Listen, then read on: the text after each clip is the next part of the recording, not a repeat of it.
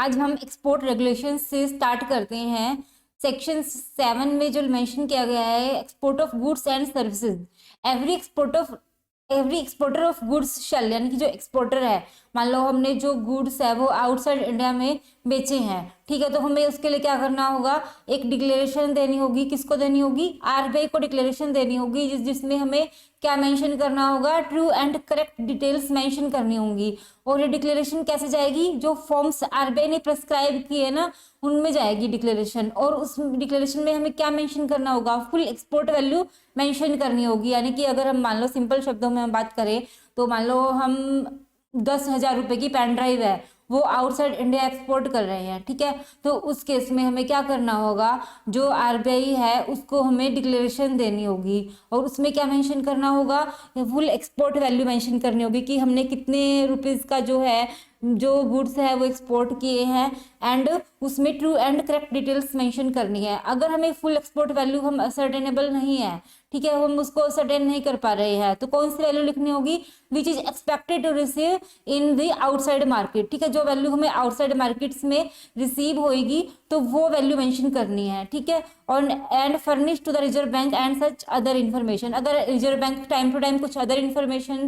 Demand करता है तो हमें वो इन्फॉर्मेशन भी देनी होगी, ठीक है। देन हम आते हैं रेगुलेशन 3, डिक्लेरेशन ऑफ एक्सपोर्ट्स। तो in case of exports taking place through customs and manual ports, इसमें क्या लिखा है एक ओवरऑल मैं आपको बता देती हूँ कि अगर हम जो गुड्स एक्सपोर्ट कर रहे हैं वो फिजिकल फॉर्म में है, या एक्सपोर्ट कर रहे हैं, क्या एक्सपोर्ट कर रहे हैं, सॉफ्टवेयर एक्सपोर्ट कर रहे हैं आउटसाइड इंडिया, और वो फिजिकल फॉर्म में है, तो उस केस में क्या जाएगी? डिक्लेरेशन जाएगी एज पर रेगुलेशन 3। और अगर हम गुड्स जो है एक्सपोर्ट कर रहे हैं नेपाल एंड भूटान में, उस केस में जो है डिक्लेरेशन नहीं देनी होगी, यानी कि उस केस में रेगुलेशन 3 क्या है, एप्लीकेबल नहीं है। एंड उसमें यही फुल एक्सपोर्ट वैल्यू मेंशन करनी होगी। अगर फुल एक्सपोर्ट वैल्यू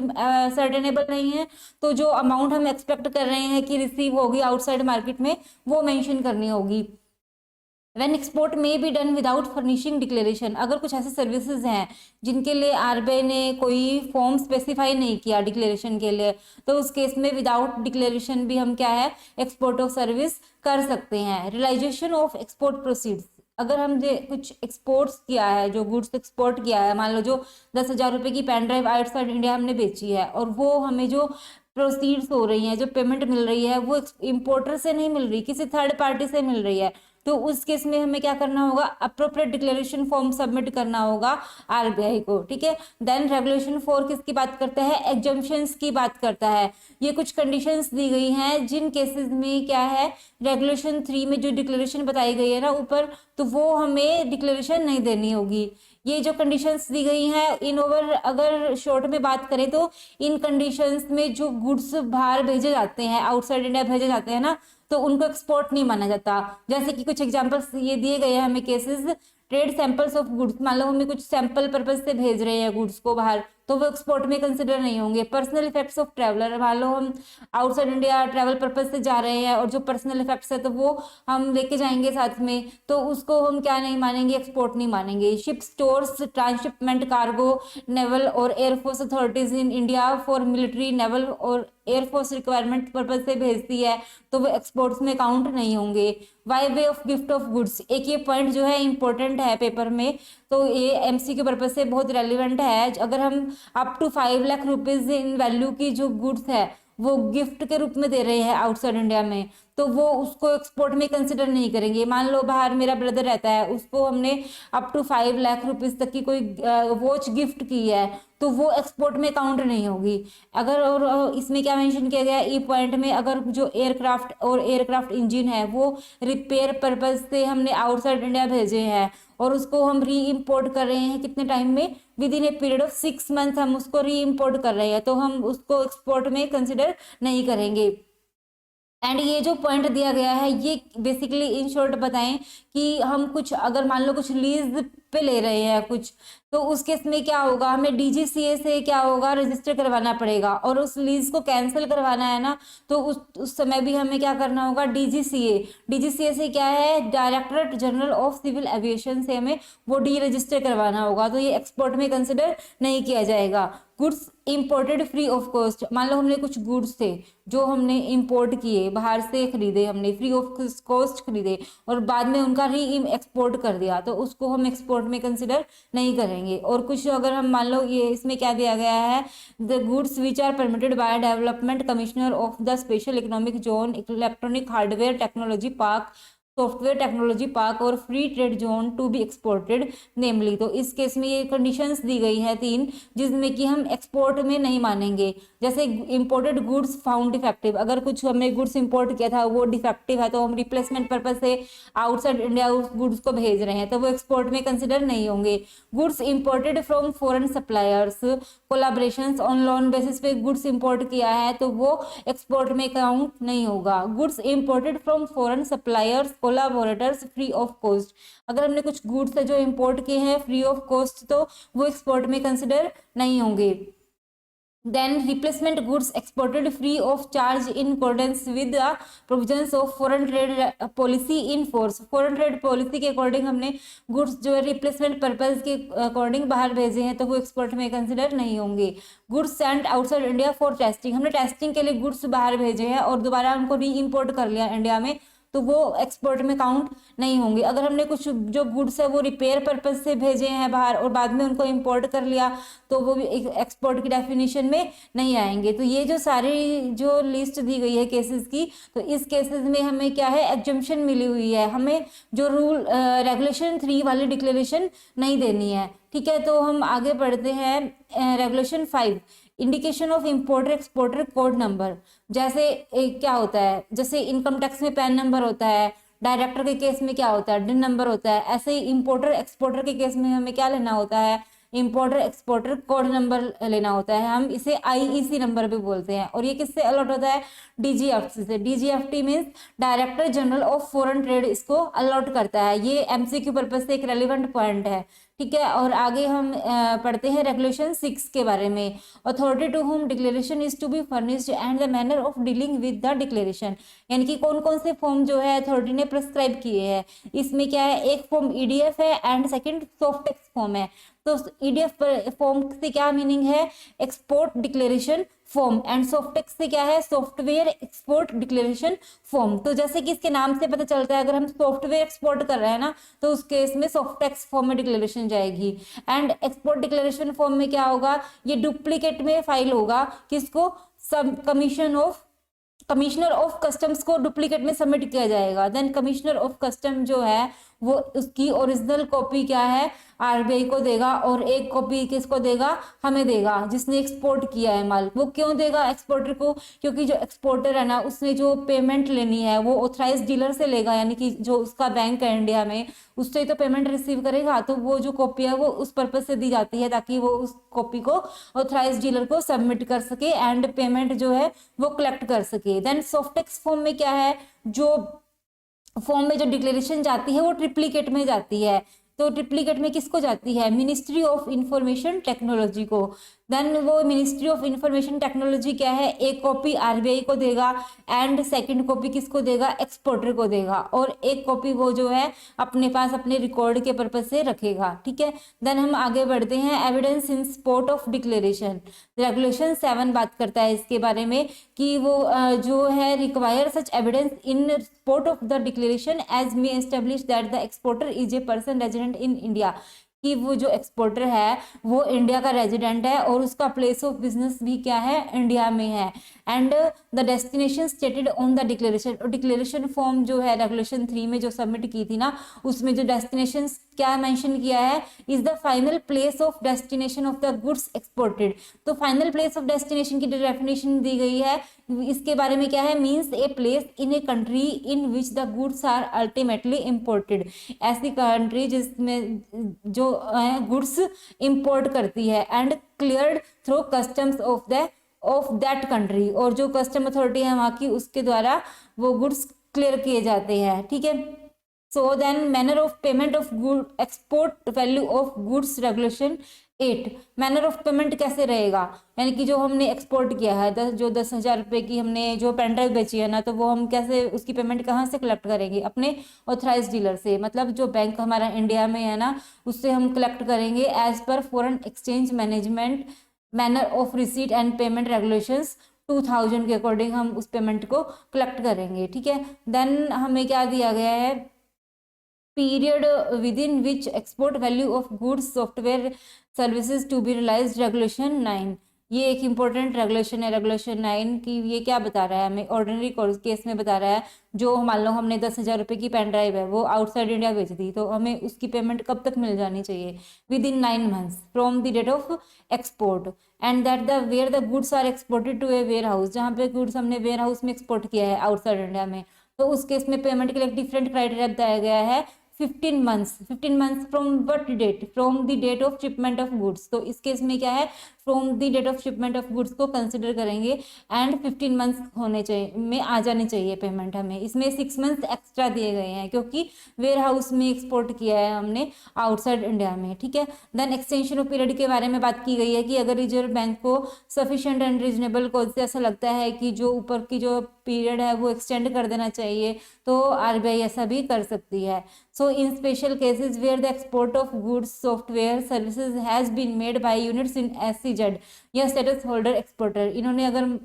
जो गुड्स है वो एक्सपोर्ट किए हैं तो उसकी पेमेंट कब तक आ जानी चाहिए, within 9 months from the date of export. ठीक है, देन जो अभी क्या लिखा गया है ये एक पॉइंट ध्यान से कंसिडर करना, द रिजर्व बैंक में for reasonable and sufficient cause direct that the said exporter, जो ये जो एक्सपोर्टर है ना, जो SEZ वाला एक्सपोर्टर है, और उसको रेगुलेशन सब रेगुलेशन 2 से हटा सकता है रिजर्व बैंक, एंड उसको कौन सी कैटेगरी में डाल सकता है, सब रेगुलेशन 1 में, ये जो हमने ऊपर पढ़ी थी। ठीक है, इस कैटेगरी में डाल सकता है, प्रोवाइडेड उसको क्या करना होगा, reasonable opportunity to make representation देनी होगी एंटिटी को। ठीक है, देन इसके बारे में पढ़ते हैं एक्सप्लेनेशन, एक एक इंपॉर्टेंट पॉइंट है, for the purpose of this regulation the date of export in relation to the export of software in other than physical form, अगर हम सॉफ्टवेयर एक्सपोर्ट कर रहे हैं उसको फिजिकल फॉर्म में नहीं भेज रहे, मेल की फॉर्म में हमने भेजा आउटसाइड इंडिया, तो उस केस में जो डेट कौन सी कंसिडर करेंगे, date of invoice covering such export, उस दिन उसमें डेट ऑफ इनवॉइस कंसिडर की जाएगी। ठीक है, देन हम रेगुलेशन 10 पढ़ के बारे में पढ़ते हैं, सबमिशन ऑफ एक्सपोर्ट डॉक्यूमेंट्स, तो जैसे कि इसके नाम से पता चल रहा है सबमिशन ऑफ एक्सपोर्ट डॉक्यूमेंट्स, जो हमने 10,000 रुपये की पेन ड्राइव है, ये एग्जांपल लेके हम चलेंगे, जो पेन ड्राइव हमने बेची है, ठीक है, उसके जो डॉक्यूमेंट्स है वो हमें किसको सबमिट करने होंगे, हमारे बैंक को जो कि इंडिया में है। ठीक है, क्यों सबमिट करने होंगे, क्योंकि हमने वहां से पेमेंट कलेक्ट करनी है अपने 10,000 रुपये की जो पेन ड्राइव बेची है ना, तो वो ऑथराइज डीलर के थ्रू तो हमें मिलेगी, तो submitted to the authorise dealer, कितने दिन के अंदर सबमिट करना है, within 21 days from the date of export, तो जो सबमिशन ऑफ एक्सपोर्ट डॉक्यूमेंट्स है वो 21 दिन के अंदर अंदर ऑथराइज डीलर को सबमिट करने हैं from the date of export. Then हम रेगुलेशन 11 के बारे में पढ़ते हैं, ट्रांसफर ऑफ डॉक्यूमेंट्स, इस केस में क्या दिया गया है, देखो बच्चों को इसमें जो है समझने में दिक्कत होती है, हम इसको एक शॉर्ट में बता देते हैं कि आज की डेट में जो है सारी चीज़ें जो everything is done by agents, जो हम इंपोर्ट एक्सपोर्ट करते हैं ना तो उसको आउटसोर्स कर देते हैं, और जो क्लियरिंग एजेंट्स होते हैं ना तो उनके थ्रू डील होती है, तो where the value declared in the declaration does not differ from the value shown in the documents being negotiated और सेंट फॉर कलेक्शन, अगर जो हमने जो डिक्लेरेशन दी है ना, डिक्लेरेशन कौन सी, रेगुलेशन 3 वाली जो डिक्लेरेशन दी है उसमें हमने मेंशन किया कि हमने 10,000 रुपये की पेन ड्राइव बेची है, एंड जो वैल्यू शोन की है किसमें, documents being Saint for collection, यानी कि जो हमने ऑथराइज डीलर को हमारे बैंक को जो डॉक्यूमेंट्स सेंड किए हैं ना फॉर कलेक्शन पर्पस के लिए, उसमें भी वही वैल्यू मेंशन करनी चाहिए, यानी कि 10,000 रुपये की ही वैल्यू मेंशन करनी होगी। और या एक सेकंड केस कौन सा दिया गया है, where the value declared in the declaration is less than, अगर डिक्लेरेशन में हमने मान लो 10,000 की वैल्यू हमने लिख दी, ठीक है, और एक्चुअल में हमें कितनी वैल्यू रिसीव हो रही है, 12,000 रुपये की वैल्यू रिसीव हो रही है, तो ये डिफर कर रहा है, डिक्लेरेशन फॉर्म में जो एक्सपोर्ट वैल्यू थी वो कम हो रही है, तो उस केस में क्या है, require the constituent concerned also to sign, उस केस में जो एजेंट है, कंस्टिट्यूएंट से क्या मतलब है, एजेंट है, वो भी साइन करेगा डिक्लेरेशन को, जो आरबीआई को जाएगी, to the extent of the full value shown in the documents, तो उसके एक्सटेंट तक रहेगी full value shown in the documents being negotiated और सेंट फॉर कलेक्शन, ठीक है, and this shall be governed by regulations accordingly, ठीक है। Then हम रेगुलेशन 12 के बारे में बात करते हैं, पेमेंट फॉर द एक्सपोर्ट, यानी कि जो पेमेंट फॉर द एक्सपोर्ट है, जो हमने एक्सपोर्ट्स के लिए जो पेमेंट मिलती है, किससे मिलती है, ऑथराइज्ड डीलर से, यानी कि जो हमारा इंडिया में जो बैंक है उससे हमें पेमेंट कलेक्ट करनी है। तो देन हमें क्या होगा, आरबीआई की अप्रूवल लेनी होगी। ये कुछ केसेस दिए गए हैं, जैसे कि that the payment for the goods और software is made otherwise than in the specified manner, जैसे कि हमने मान लो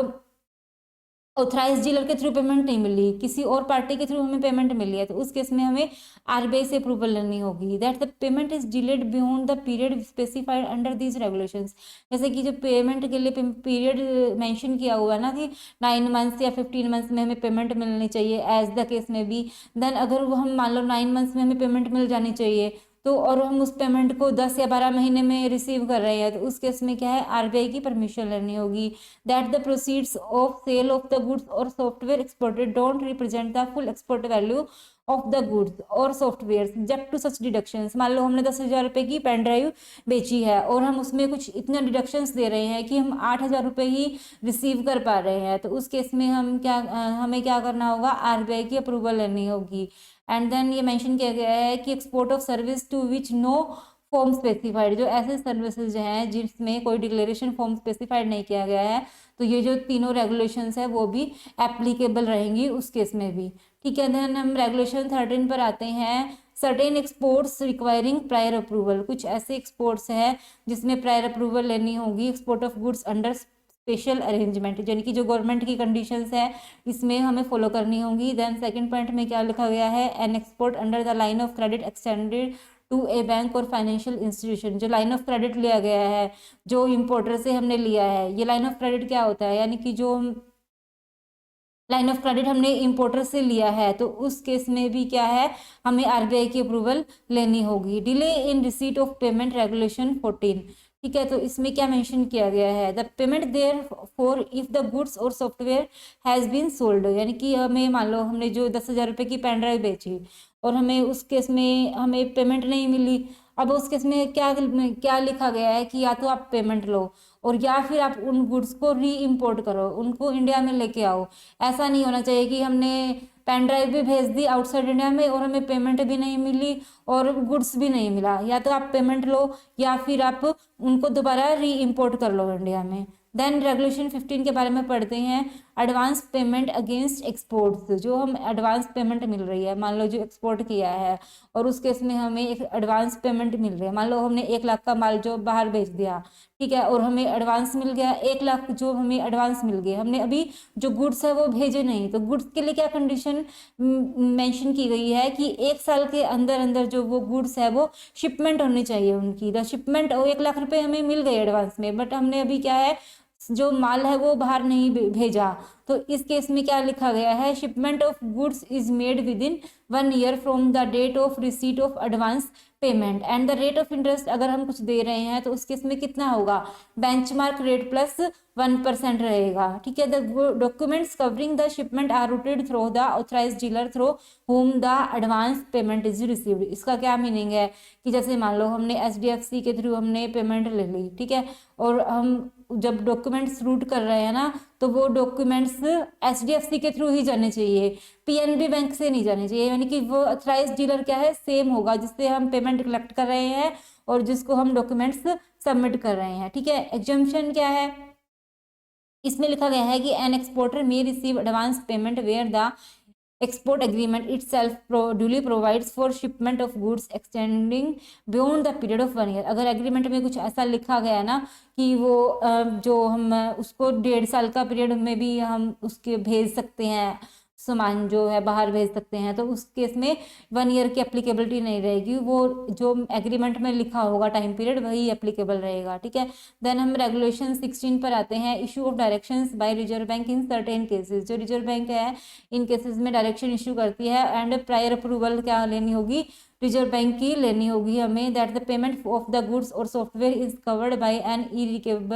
इरेवोकेबल लेटर ऑफ क्रेडिट। हमने इरेवोकेबल लेटर ऑफ क्रेडिट लिया है इम्पोर्टर से। ये किस पर्पज से लिया जाता है, जैसे कि जो इम्पोर्टर है अगर ऐसा लगता है कि वो इम्पोर्टर पेमेंट नहीं करेगा तो उस केस में इम्पोर्टर को बोलेंगे कि आप लेटर ऑफ क्रेडिट दो हमें, कि अगर इनकेस इम्पोर्टर पेमेंट नहीं करता है ना तो उस केस में इम्पोर्टर का बैंक पेमेंट करेगा, ठीक है। सो देन हमें आरबीआई की अप्रूवल लेनी होगी इसके लिए, और that any declaration to be furnish to the specified authority shall be submitted to the authorised dealer. और जो हमें डिक्लेरेशन देनी होती है ना रेगुलेशन 3 वाली, वो पहले हमें किसको देनी होगी, ऑथराइज्ड डीलर को देनी होगी फॉर इट्स अप्रूवल, कि हमें जो बैंक है वो पहले हमारा बैंक उसको अप्रूव कर देगा डिक्लेरेशन को, उसके बाद वो डिक्लेरेशन आरबीआई को जाएगी। अगर हमारा बैंक उस जो डिक्लेरेशन को विदहेल्ड कर लेता है, अप्रूवल नहीं दिया उसने, तो उस केस में जो है reasonable opportunity of being heard है वो पार्टी को दी जाएगी, ठीक है। Exporter has been given a reasonable opportunity to make a representation in the matter, and इसमें जो सी पॉइंट दिया गया है that a copy of the declaration to be furnished to the specified authority